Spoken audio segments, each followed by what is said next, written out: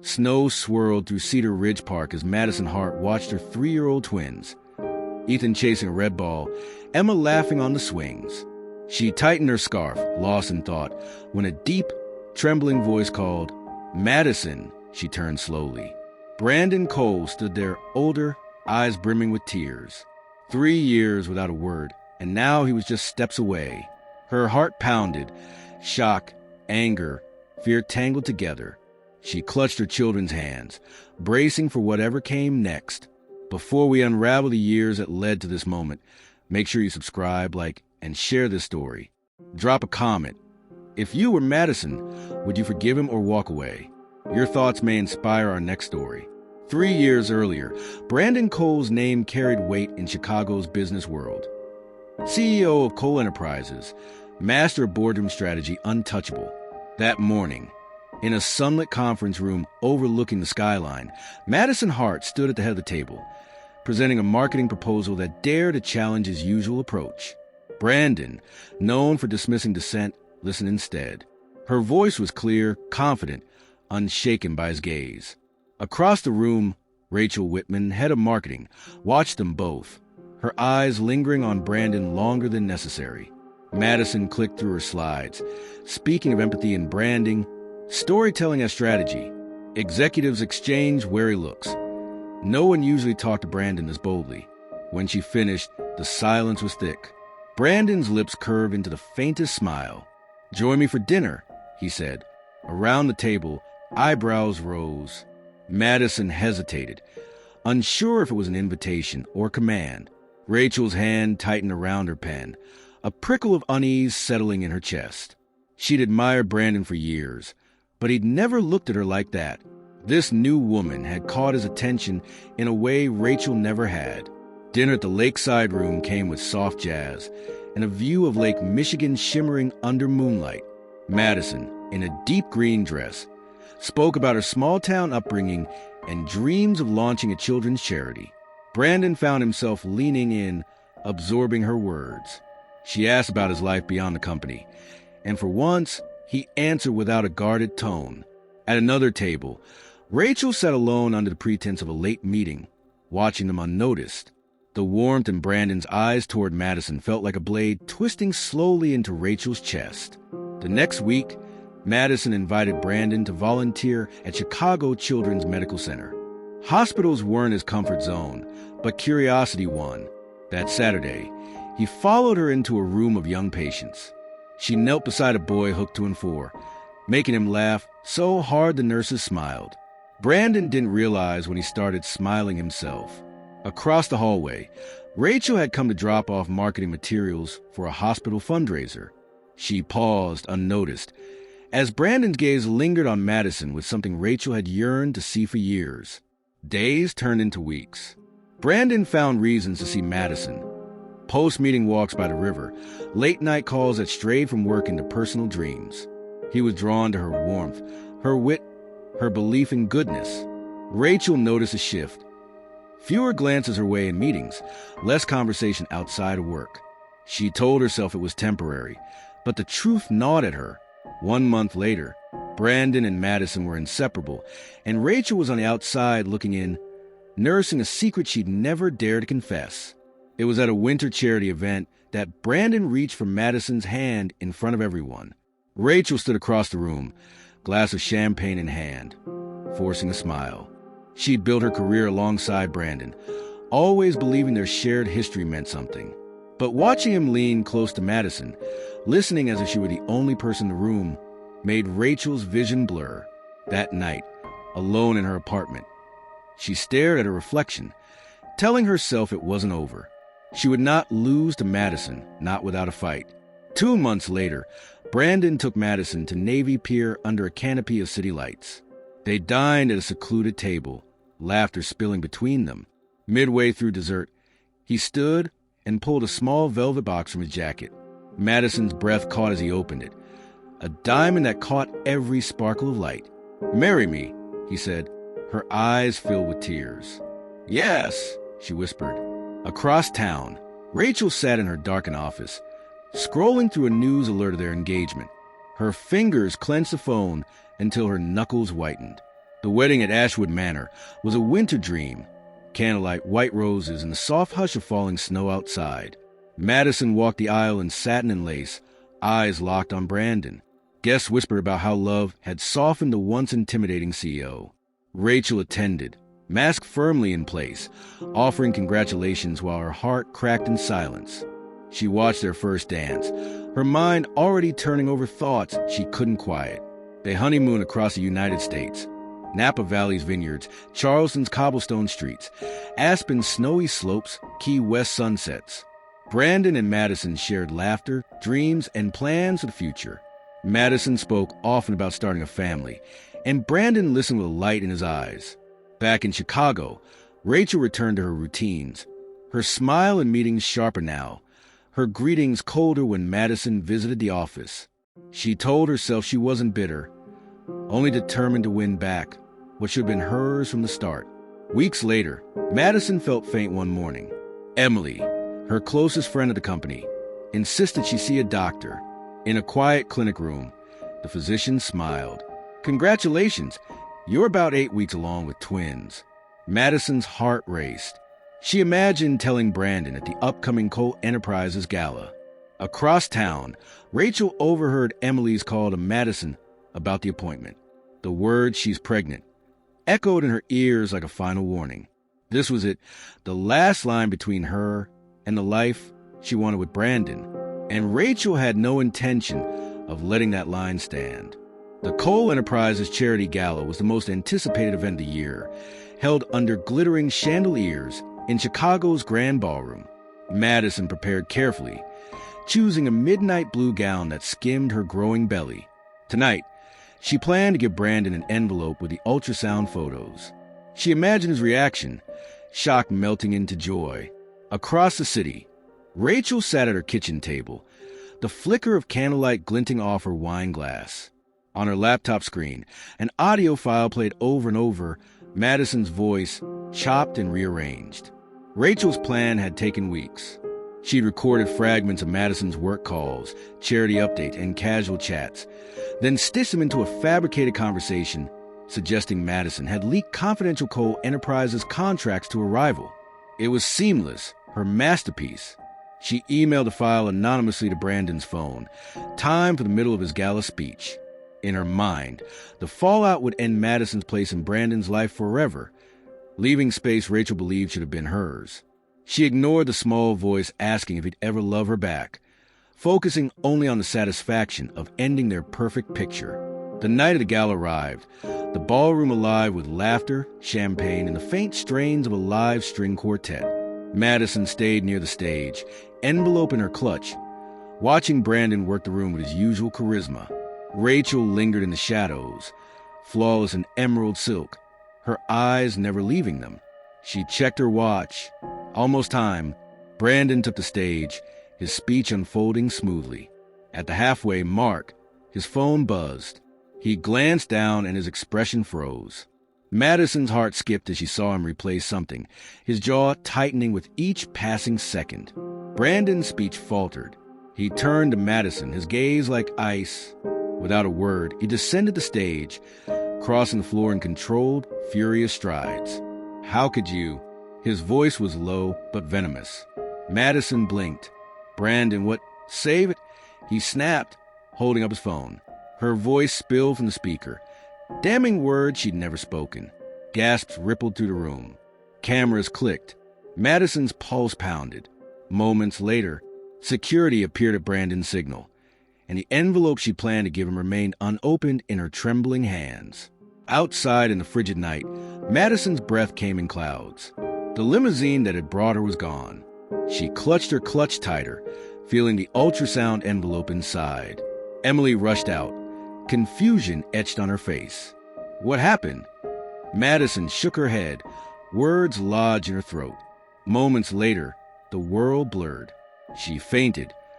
Waking hours later in a hospital bed, the doctor warned her to avoid stress for the sake of her pregnancy. She lay in silence, the weight of betrayal pressing into every shallow breath. The next morning, Brandon's attorney delivered a letter. Legal language cut coldly. Her access to coal enterprises revoked, personal ties severed, no contact permitted.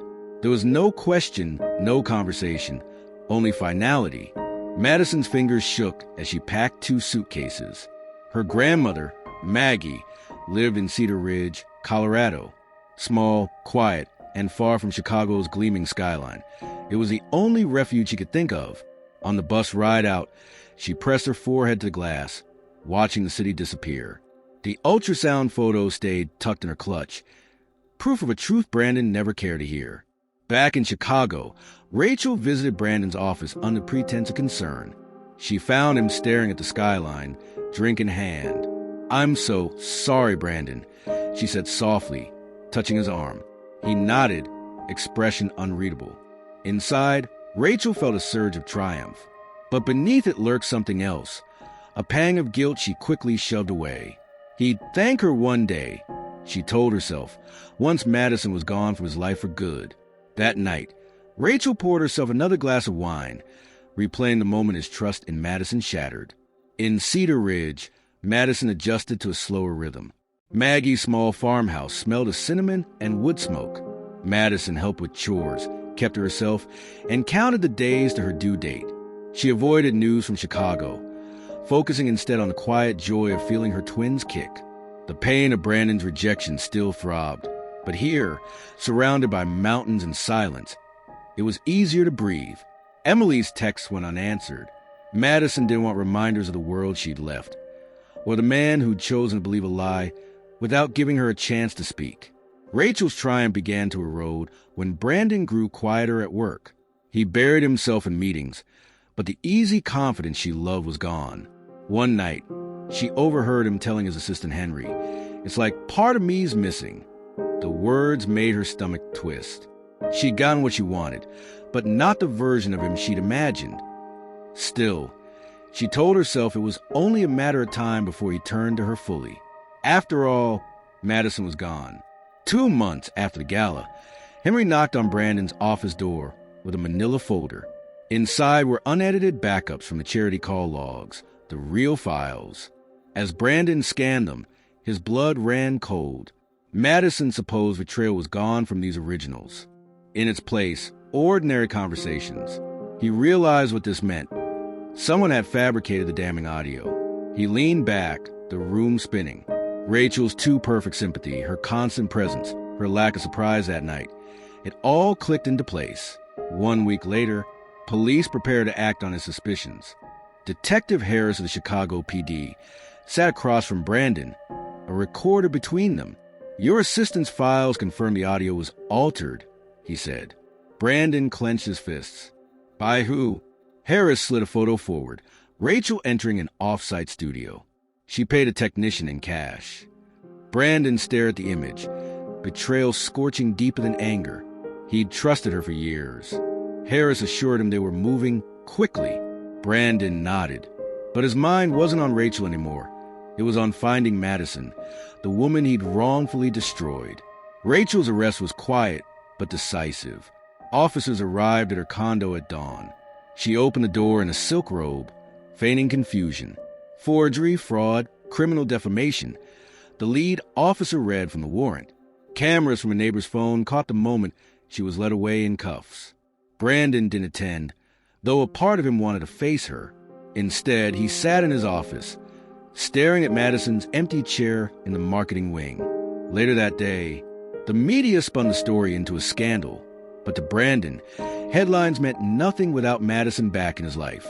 In Cedar Ridge, the first snowfall blanketed Maggie's farmhouse. Madison woke before dawn to a dull ache in her back. By afternoon, contractions came fast. Maggie bundled her into the truck, snow crunching under tires as they hurried to Cedar Ridge Medical Center. Hours later, Madison heard the cry of her son, followed by her daughter. Tears blurred her vision as the nurse placed Ethan and Emma in her arms. The moment was pure joy, untouched by thoughts of the man who wasn't there to see it. Brandon's search began weeks after Rachel's arrest.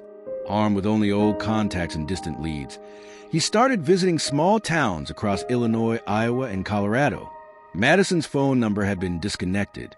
Social media searches turned up nothing. Every dead, and only deepened the ache in his chest. At night, he'd replay their last moments, wishing he'd asked for her side of the story.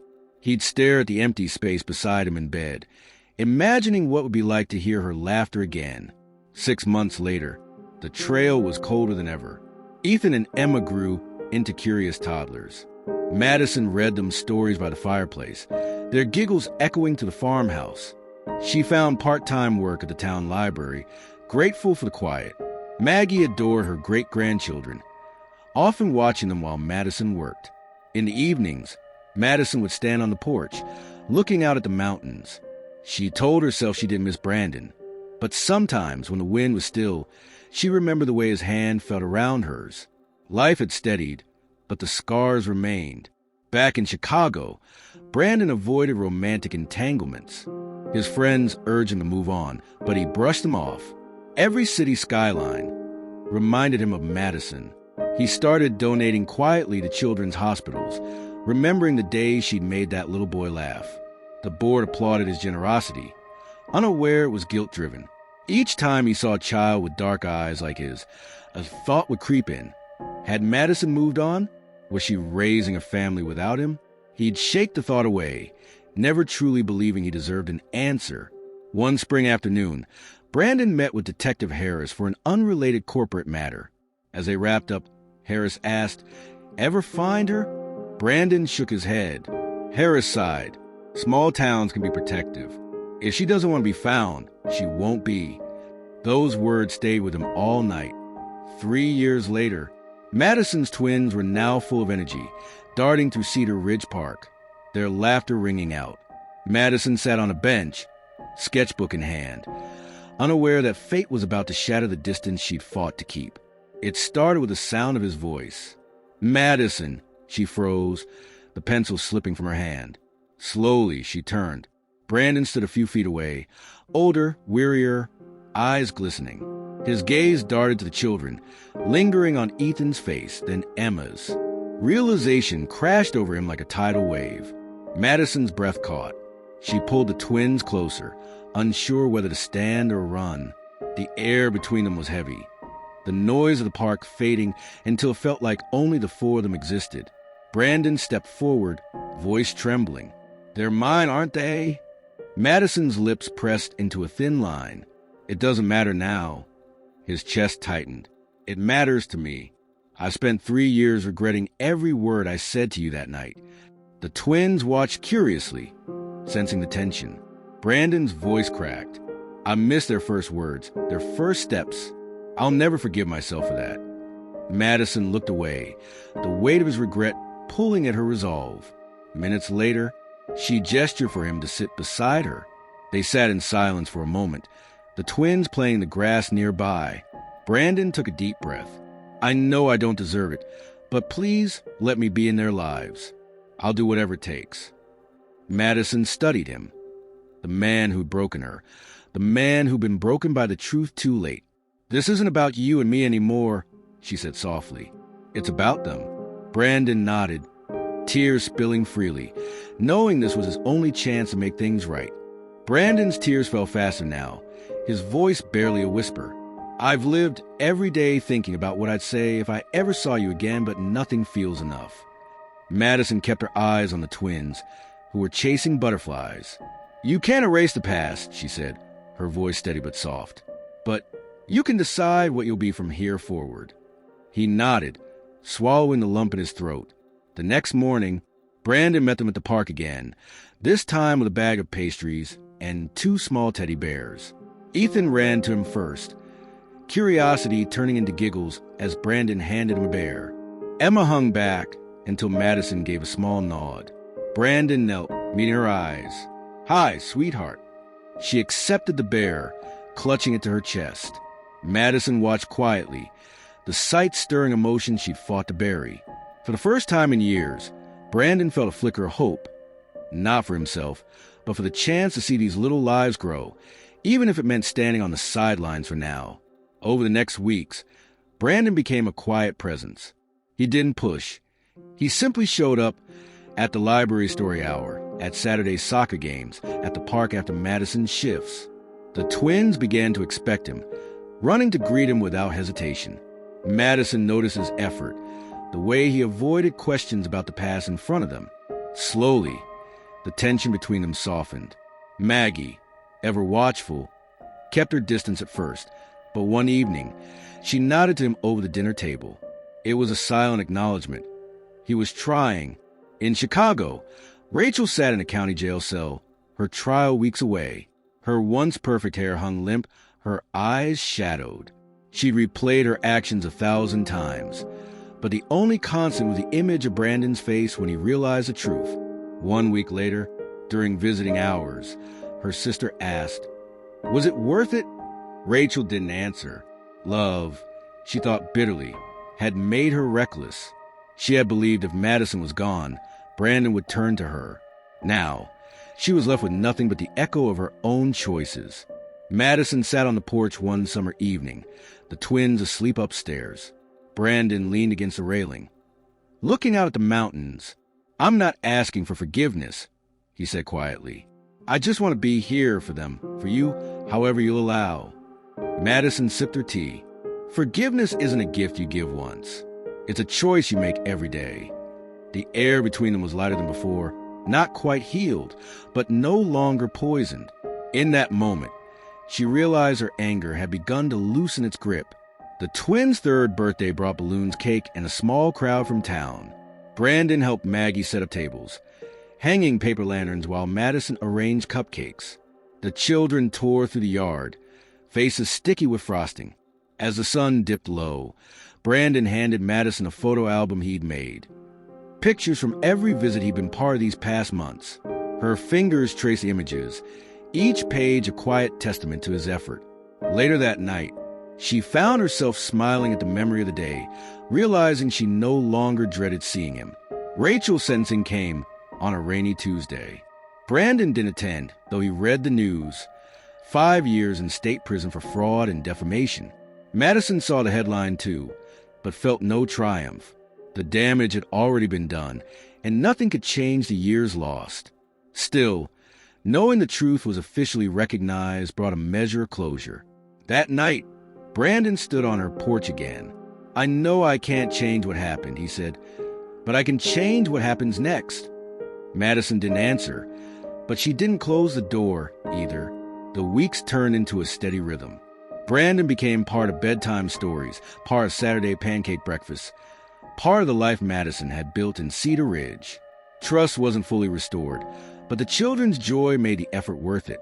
Madison knew her decision to let him in was as much for their future as it was for her own healing. Watching Ethan and Emma fall asleep in his arms one evening, she felt the sharp edges of her resentment dull just a little more. One crisp autumn morning, Brandon asked if they could all visit Chicago together, just for a weekend.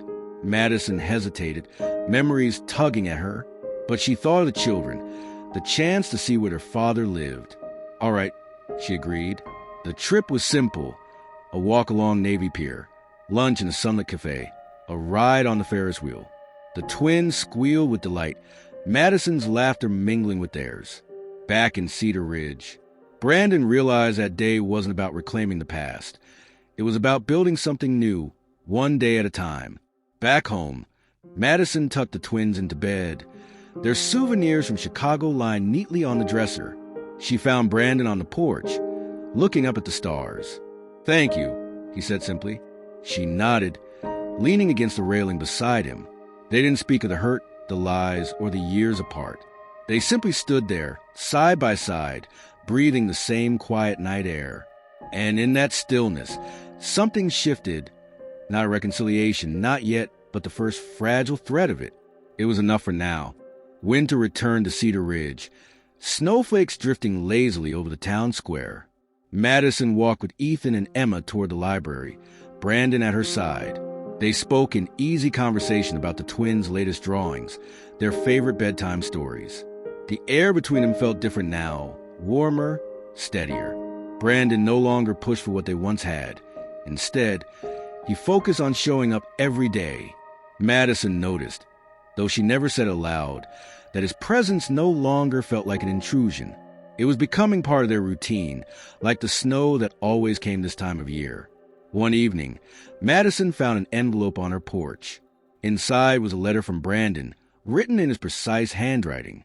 He thanked her for letting him be part of the twins' lives and admitted he still loved her, but promised he'd never pressure her for more. He only hoped someday she might choose him again. She folded the letter slowly, her heart both heavy and light. She placed it in her desk drawer, unsure she'd ever answer, but unwilling to throw it away. The first Christmas they spent together was small but warm. Maggie hung stockings for everyone, even Brandon. The twins tore into presents, paper flying in every direction. Later, they all sat by the fire, Brandon reading from a well-worn storybook, while Madison and Maggie sipped hot cocoa. Madison caught herself watching him, the way his voice softened, the way the twins leaned against him. For a fleeting moment, she remembered what it felt like to love him without hesitation.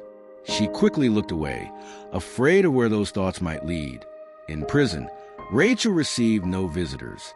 The tabloids had long since moved on, but her name still carried the weight of betrayal. She replayed her choices daily, sometimes convincing herself it had been worth it, other times drowning in regret. On quiet nights, she would picture Brandon with the children, imagining what might have been if she'd chosen differently. But those thoughts only deepened her loneliness. Spring in Cedar Ridge.